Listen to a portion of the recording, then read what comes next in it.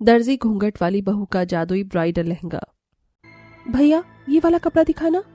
ये चमकीला वाला जी। 500 रुपए मीटर। 500? क्या मैडम, ये हमारी दुकान का सबसे सस्ता कपड़ा है। माफ कीजिएगा भाई साहब, लेकिन क्या आप मुझे इससे भी सस्ता कुछ दिखा सकते हो? कितना सस्ता? यही करीब 100-200 रुपए मीटर। क्या मैडम जी, ये शोरूम है, तुम्हारे बाप के राशन की दुकान नहीं। यहाँ पर चीज महंगी और अच्छी किस्म की मिलती है, समझ आया? 100-200 रुपए भी कम नहीं होते हैं भाई साहब। हाँ, फकीरों के लिए 100 रुपए बहुत हैं। और मुझे तो तुम भी कोई भिखारिनी लग रही हो। मुंह से लंबा घूंघट है और चली आई शोरूम में। आपको मेरे पहनावे के बारे में कुछ भी बोलने का कोई हक नहीं है। देखो मैडम, बहुत देर हो गई है, कुछ लेना हो तो लो, वरना दफा हो जाओ यहाँ से। मेरे पास भिखारियों से मुंह चलाने का समय नहीं है। उस दुकानदार ने दिव्या को बहुत सारी बातें सुनाई। बेचारी दिव्या उसकी बातें सुनकर बस मुंह से लटकाकर वापस चली आई। हे भगवान, बाजार में तो लहंगे के हिसाब का कपड़ा भी बहुत ज्यादा ही महंगा है। इतना महंगा कपड़ा मैं गरीब दर्जी बहू कैसे खरीदूंगी? मेरी ननंद की 2 दिनों बाद शादी है, लहंगा खरीदना भी जरूरी है, लेकिन रेडीमेड लहंगा भी मेरी कमाई से खरीदना नामुमकिन है। अब मैं करूँ तो क्या करूँ? मदद करो, मदद करो। दिव्या अभी चलती हुई जा ही रही थी कि तभी उसे किसी के दर्द से करहाने की आवाज सुनाई दी। अरे ये कौन था? दिव्या उस आवाज का पीछा करने लगी और वो पीछा करते करते जंगल के रास्ते पर आ गई। दिव्या, तूने यहाँ आकर गलती तो नहीं कर दी ना? कहीं ये किसी इंसान की ही आवाज थी?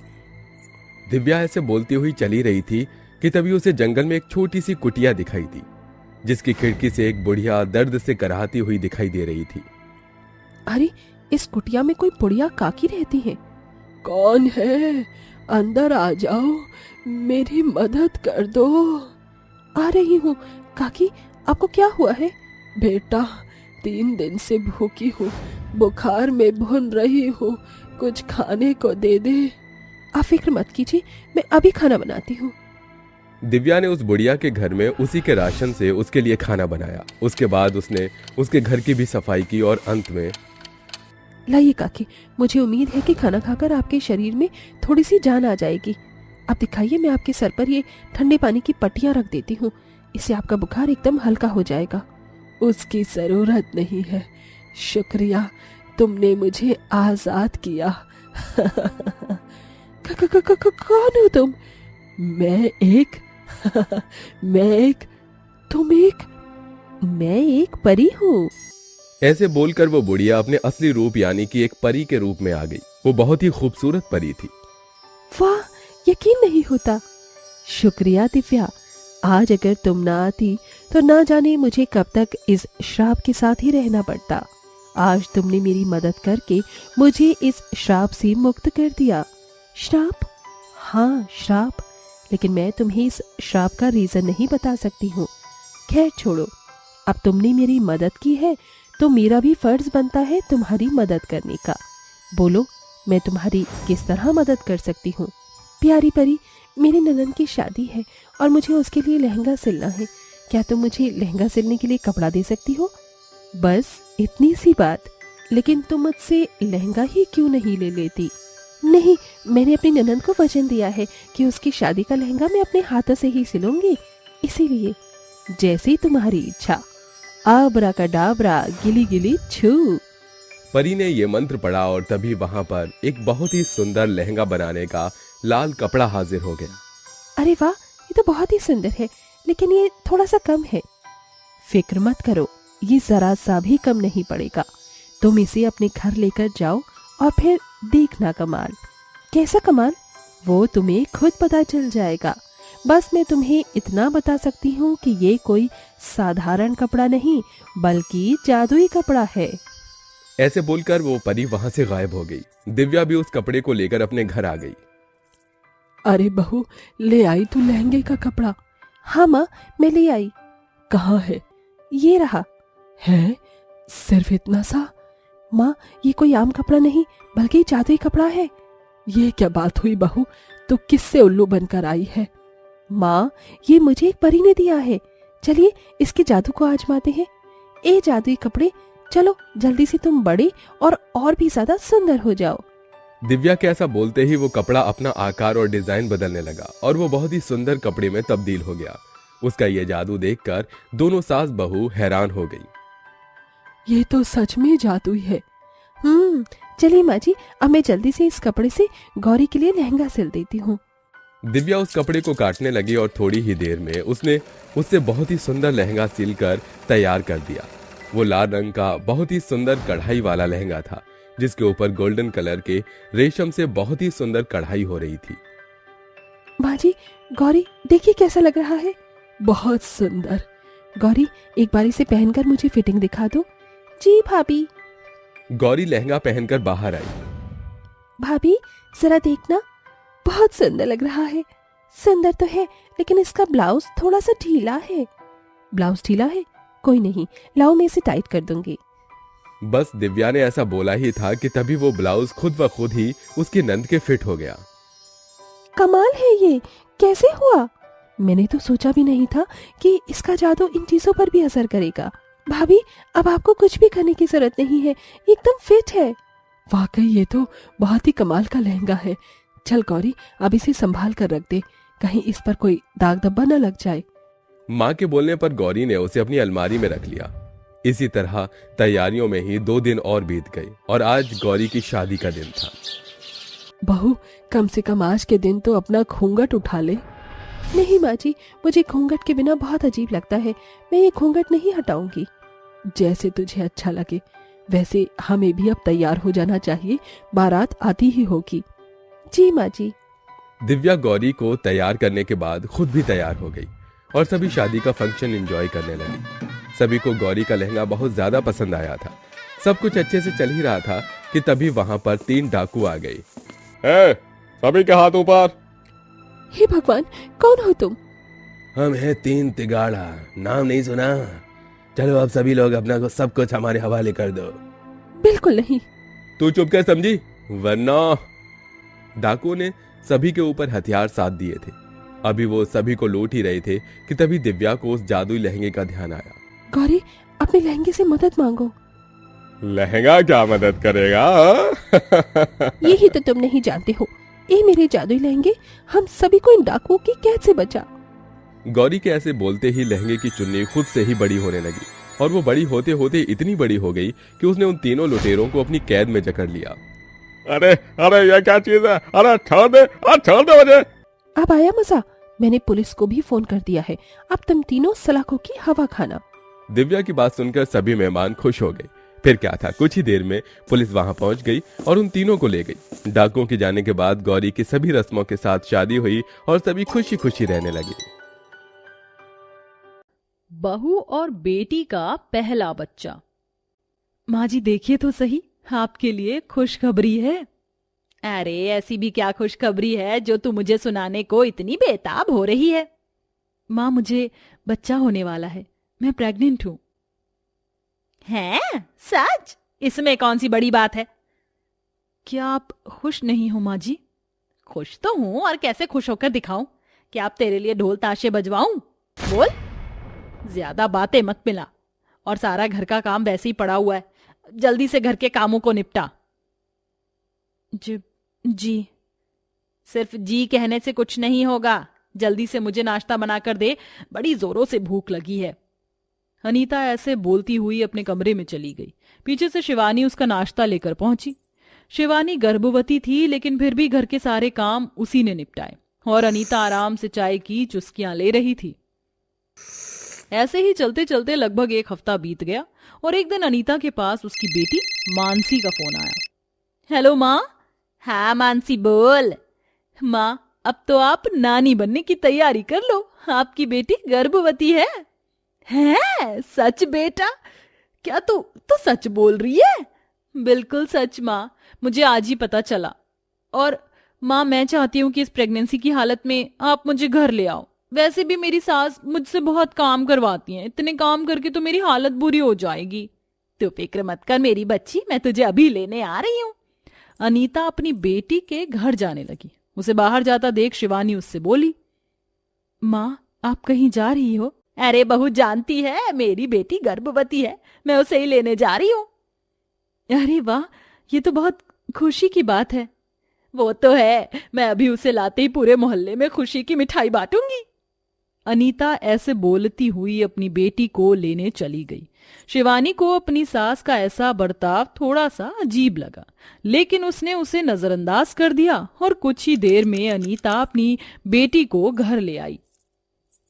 शिवानी बहू, जल्दी से मानसी का पुराना वाला कमरा साफ कर दे। मानसी बेटा, अभी जब तक तेरा कमरा साफ हो रहा है तू मेरे कमरे में आ जा। माँ जी, वो कमरा सालों से बंद पड़ा हुआ है और अकेले उसे साफ करना, वो भी प्रेगनेंसी की हालत में, ये तो बहुत मुश्किल है। अरे ज्यादा बातें मत बना, मेरी बेटी का पहला बच्चा है और मैं उसे बिल्कुल शहजादियों की तरह रखूंगी, उसकी अच्छे से देखभाल करूंगी और इसमें तू भी मेरा हाथ बटाएगी, समझी?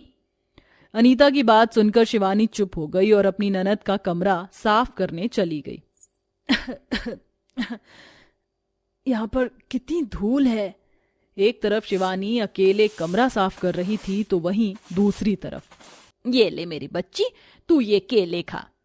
माँ, मैं घर से बहुत सारे फ्रूट्स खाकर आई थी। बेटा, इस हालत में खाना पीना बहुत ज्यादा जरूरी होता है, नहीं तो बच्चा कमजोर हो जाता है, समझी? चल जल्दी से इसे खा। अनीता अपनी बेटी को जबरदस्ती फल वगैरह खिलाने लगी। एक तरफ बहू थी जो गर्भवती थी, लेकिन उसे तो कोई पानी के लिए भी पूछने वाला नहीं था, तो दूसरी तरफ बेटी की अनीता पूरी तरह से खातिरदारी कर रही थी। ऐसे ही सिलसिला चलते चलते अब लगभग 1 महीना बीत गया था। अनीता अपनी बेटी को तो बिस्तर से हिलने भी नहीं देती थी और बहू को घर के सभी कामों में उलझाए रखती। अरे बहू, मैंने तुझे कब बोला था कि मेरी बेटी के कपड़े धो देना, लेकिन तू है कि हमेशा बस आराम ही आराम। माँ जी, आप कैसी बातें कर रही हो? मैं तो दिन में 1 घंटा मुश्किल से आराम करती हूँ। तू मुझे अपनी सफाइयां मत दिखाने लग जा, समझी? अभी जितना बोल रही हूँ उतना कर। पहले जल्दी से मानसी की साड़ियां धो दे और उसके बाद मानसी की पसंद का दाल का हलवा बना देना, उसका मन कर रहा है। जी। प्रेगनेंसी की हालत में ही मानसी ने अपनी ननद के सारे काम किए। वो बेचारी थक भी जाती थी लेकिन फिर भी कुछ नहीं बोलती थी। ये लो मानसी, तुम्हारी पसंद का दाल का हलवा।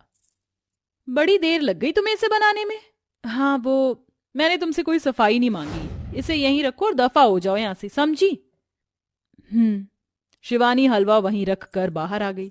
इतना काम करने के बाद भी बेचारी शिवानी को घर में कोई इज्जत नहीं मिलती थी। एक दिन, माँ जी, माँ।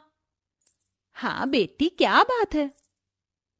माँ, आप तो जानती हो कि ये मेरी पहली प्रेगनेंसी है और देखो भाभी ने मुझे फ्रूट सैलेड में पपीता दे दिया है। तो क्या हुआ? आप नहीं जानती हो क्या माँ कि प्रेगनेंसी की हालत में पपीता नहीं खाना चाहिए, वो भी खासकर जब तुम्हारा डिलीवरी का समय करीब हो, क्योंकि मेरी सासू माँ ने बताया था कि पपीते की तासीर गर्म होती है। अच्छा, ऐसा क्या? रुक तू, इस शिवानी को तो मैं अभी बताती हूँ। शिवानी, ओ शिवानी। अनीता ने शिवानी को आवाजें लगाना शुरू कर दिया। जी माँ। तेरी हिम्मत कैसे हुई मेरी बेटी को गर्म चीज देने की? बोल। माँ जी, मैंने क्या गरम दिया? इस फ्रूट के सैलेड में तूने ही पपीता काटा था ना? हाँ। पपीता प्रेग्नेंट औरत को नहीं देना चाहिए। लेकिन माँ जी, मैं इस बात को नहीं जानती थी। तू जानती ही क्या है, तू तो बहुत ही मासूम है, क्यों है ना? माँ जी ये सब कुछ जानती है, सिर्फ शरीफ बनने का नाटक करती हैं। मानसी और अनीता ने मिलकर बेवजह ही शिवानी को बहुत सारी बातें सुनाई और बेचारी शिवानी उन्हें बस चुपचाप सुनती रही। ऐसे ही सिलसिला जारी था। एक दिन अनीता अपनी बेटी के साथ बाजार आई हुई थी। मानसी, तेरा 9वां महीना लगने वाला है, अब मैं तेरी गोद भराई का फंक्शन करूंगी। माँ, मैं तो बहुत ही सुंदर और महंगी साड़ी खरीदूंगी और भाभी के लिए तो आप कोई सस्ती सी साड़ी देख लेना।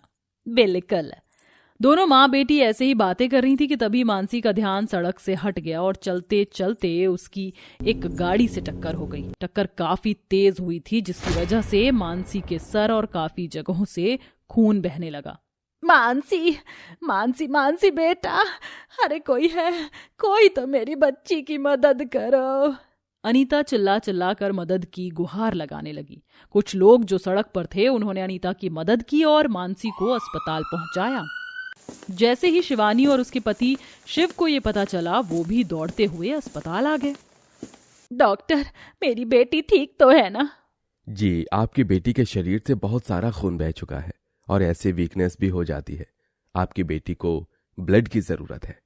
डॉक्टर, तुम मेरा खून ले लो लेकिन मेरी बेटी को बचा लो। ठीक है, मैं पहले आपका ब्लड ग्रुप देख लेता हूँ। अनीता ने अपना ब्लड ग्रुप चेक करवाया लेकिन उसका ब्लड अपनी बेटी से नहीं मिला। हे भगवान, अब मेरी बेटी को कौन खून देगा? माँ जी, मैं अपना खून टेस्ट करवाती हूँ, हो सकता है कि मेरा ब्लड ग्रुप ननद जी से मिल जाए। ऐसे बोलकर शिवानी ने अपना खून टेस्ट करवाया और उसका ब्लड ग्रुप अपनी ननद से मिल गया।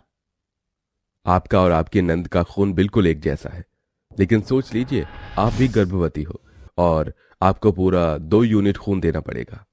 कोई बात नहीं डॉक्टर, कमजोरी तो बढ़ जाएगी, अभी मेरी ननद की जान बचाना ज्यादा जरूरी है।